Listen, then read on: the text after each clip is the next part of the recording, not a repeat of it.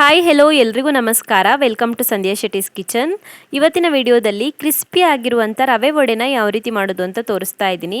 ಇದನ್ನು ಒಂದು ವಾರದವರೆಗೂ ಸ್ಟೋರ್ ಮಾಡಿಟ್ಟು ಬಳಸ್ಬೋದು. ಒಂದು ವಾರ ಇಟ್ಟರೂ ಕೂಡ ಹಾಳಾಗೋದಿಲ್ಲ. ಇದು ತುಂಬಾ ರುಚಿಯಾಗಿರುತ್ತೆ, ಗರ್ಗರಿಯಾಗಿ ಇರುತ್ತೆ. ಟೀ ಜೊತೆಗೆ ತಿನ್ನೋದಕ್ಕೆ ತುಂಬಾ ಚೆನ್ನಾಗಿರುತ್ತೆ. ಬನ್ನಿ ಹಾಗಿದ್ರೆ ರೆಸಿಪಿ ಹೇಗಿದೆ ಅಂತ ನೋಡೋಣ. ಮೊದಲಿಗೆ ನಾನಿಲ್ಲಿ ಒಂದು ಬೌಲ್ಗೆ 1 ಕಪ್ ಆಗುವಷ್ಟು ರವೆನ ಸೇರಿಸ್ಕೊಳ್ತಾ ಇದ್ದೀನಿ. ಮೀಡಿಯಮ್ ರವೆನ ತೊಗೊಂಡಿದ್ದೀನಿ, ಸೂಜಿ ರವೆನ. ಚಿರೋಟಿ ರವೆ ಆದ್ರೂ ಪರವಾಗಿಲ್ಲ. 1 ಕಪ್ ರವೆಗೆ 1/4 ಕಪ್ ಆಗುವಷ್ಟು ಮೊಸರು ಮತ್ತು ರುಚಿಗೆ ತಕ್ಕಷ್ಟು ಉಪ್ಪನ್ನು ಸೇರಿಸ್ಕೊಳ್ಳಿ.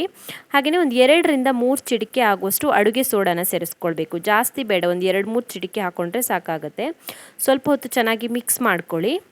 ನಂತರ ಇದಕ್ಕೆ 1/4 ಚಮಚ ಆಗುವಷ್ಟು ಜೀರಿಗೆನ ಸೇರಿಸ್ಕೊಳ್ಬೇಕು. ಒಂದು ಚೆನ್ನಾಗಿ ಹೆಚ್ಚಿರುವಂಥ ಈರುಳ್ಳಿನ ಸೇರಿಸ್ಕೊಳ್ಬೇಕು. 2ರಿಂದ 3 ಚಿಕ್ಕದಾಗಿ ಹೆಚ್ಚಿರುವಂಥ ಹಸಿಮೆಣಸಿನ್ಕಾಯಿ, ಅರ್ಧ ಇಂಚ್ ಆಗುವಷ್ಟು ಶುಂಠಿ, ಹಾಗೆಯೇ ಒಂದು ಸ್ವಲ್ಪ ಕರಿಬೇವಿನ ಎಲೆಗಳನ್ನು ಚಿಕ್ಕದಾಗಿ ಹೆಚ್ಚಿಬಿಟ್ಟು ಸೇರಿಸ್ಕೊಳ್ಳಿ. ಹಾಗೆಯೇ 1/4 ಕಪ್ ಆಗುವಷ್ಟು ಚಿಕ್ಕದಾಗಿ ಹೆಚ್ಚಿರುವಂಥ ಕೊತ್ತಂಬರಿ ಸೊಪ್ಪನ್ನು ಸೇರಿಸ್ಕೊಳ್ಬೇಕು. ಚೆನ್ನಾಗಿ ಮಿಕ್ಸ್ ಮಾಡ್ಕೊಳ್ಳಿ. ನೀರೇನು ಸೇರಿಸೋದು ಬೇಡ. ಜಾಸ್ತಿ ಗಟ್ಟಿ ಆದರೆ ಮಾತ್ರ ಸ್ವಲ್ಪ ಮೊಸರನ್ನು ಸೇರಿಸ್ಕೊಳ್ಬೋದು. ನೋಡಿ, ಇಷ್ಟು ತಿಕ್ಕಾಗಿರಬೇಕು, ಇಷ್ಟು ದಪ್ಪ ಬರಬೇಕು. ಚೆನ್ನಾಗಿ ಕಲಿಸ್ಕೊಂಡ ನಂತರ ಚಿಕ್ಕ ಚಿಕ್ಕ ಉಂಡೆಗಳನ್ನಾಗಿ ಮಾಡ್ಕೊಳ್ಬೇಕು. ತುಂಬಾ ಚಿಕ್ಕ ಉಂಡೆಗಳನ್ನಾಗಿ ಮಾಡ್ಕೊಳ್ಬೇಕು. ಚಿಕ್ಕ ಚಿಕ್ಕ ಉಂಡೆಗಳನ್ನಾಗಿ ಮಾಡಿಕೊಂಡು ಲೈಟಾಗಿ ಈ ರೀತಿ ಕೈಯಲ್ಲಿ ಪ್ರೆಸ್ ಮಾಡಿಬಿಟ್ಟು ರೆಡಿ ಮಾಡಿ ಇಟ್ಕೊಳ್ಳಿ. ಮತ್ತು ಫ್ರೈ ಮಾಡೋದಕ್ಕೆ ಈಸಿ ಆಗುತ್ತೆ. ಜಾಸ್ತಿ ದಪ್ಪ ಮಾಡಿಕೊಂಡ್ರೆ ಒಳಗಡೆ ಬೇಯೋದಿಲ್ಲ. ಆವಾಗ ಜಾಸ್ತಿ ದಿನ ಸ್ಟೋರ್ ಮಾಡಿಟ್ಟು ಬಳಸೋದಕ್ಕಾಗೋದಿಲ್ಲ. ಈ ರೀತಿ ಚಿಕ್ಕ ಚಿಕ್ಕದಾಗಿ ಮಾಡಿಕೊಂಡ್ರೆ ಚೆನ್ನಾಗಿ ಫ್ರೈ ಆಗುತ್ತೆ. ಹಾಗಾಗಿ ಒಂದು ವಾರ ಇಟ್ಟರೂ ಕೂಡ ಹಾಳಾಗೋದಿಲ್ಲ. ಇದೇ ರೀತಿಯಾಗಿ ಎಲ್ಲ ಹಿಟ್ಟಿಂದನೂ ಕೂಡ ಉಂಡೆಗಳನ್ನು ಮಾಡಿ ಕೈಯಲ್ಲಿ ಪ್ರೆಸ್ ಮಾಡಿಬಿಟ್ಟು ರೆಡಿ ಮಾಡಿ ಇಟ್ಕೊಳ್ಳಿ.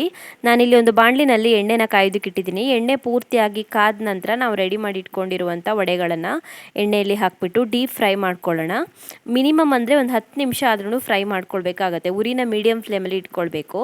ಉರಿನ ಮೀಡಿಯಮ್ ಫ್ಲೇಮಲ್ಲಿ ಇಟ್ಕೊಂಡು ಒಂದ್ಸಲ ಎಣ್ಣೆ ಪೂರ್ತಿಯಾಗಿ ಕಾದ ನಂತರ ಉರಿನ ಮೀಡಿಯಮ್ ಫ್ಲೇಮಲ್ಲಿ ಇಟ್ಕೊಂಡು 10 ನಿಮಿಷದವರೆಗೂ ಫ್ರೈ ಮಾಡ್ಕೊಳ್ಬೇಕು. ಇಲ್ಲಾಂದರೆ ಜಾಸ್ತಿ ದಿನ ಸ್ಟೋರ್ ಮಾಡೋಕ್ಕಾಗಲ್ಲ. ಸರಿಯಾಗಿ ಫ್ರೈ ಆಗಬೇಕು. ಸರಿಯಾಗಿ ಫ್ರೈ ಆಗಿಲ್ಲ ಅಂದರೆ ಹಾಳಾಗುತ್ತೆ.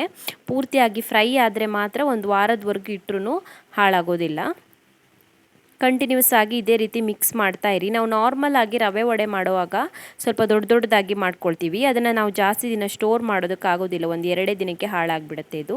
ಈ ರೀತಿ ಚಿಕ್ಕ ಚಿಕ್ಕದಾಗಿ ಮಾಡಿ ಸರಿಯಾಗಿ ಫ್ರೈ ಮಾಡಿದ್ರೆ ಜಾಸ್ತಿ ದಿನದವರೆಗೂ ಯೂಸ್ ಮಾಡ್ಕೊಳ್ಬೋದು.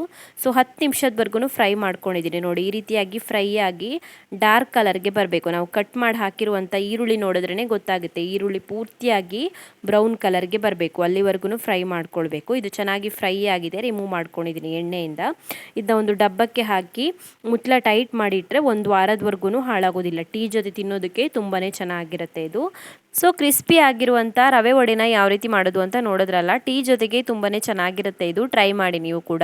Thank you for watching my video. ನಿಮಗೆ ಈ ವಿಡಿಯೋ ಇಷ್ಟವಾಗಿದ್ದರೆ ವಿಡಿಯೋಗೊಂದು ಲೈಕ್ ಕೊಡಿ. ಹಾಗೆಯೇ ಕಮೆಂಟಲ್ಲಿ ತಿಳಿಸಿ ಹೇಗಿದೆ ಅಂತ. ಇನ್ನೂ ಹೆಚ್ಚಿನ ವಿಡಿಯೋಗಳಿಗಾಗಿ ನನ್ನ ಯೂಟ್ಯೂಬ್ ಚಾನಲನ್ನು ಸಬ್ಸ್ಕ್ರೈಬ್ ಮಾಡ್ಕೊಳ್ಳಿ. ಹಾಗೆಯೇ ನನ್ನ ಫೇಸ್ಬುಕ್ ಮತ್ತು ಇನ್ಸ್ಟಾಗ್ರಾಮಲ್ಲಿ ಫಾಲೋ ಮಾಡೋದನ್ನು ಮರಿಬೇಡಿ.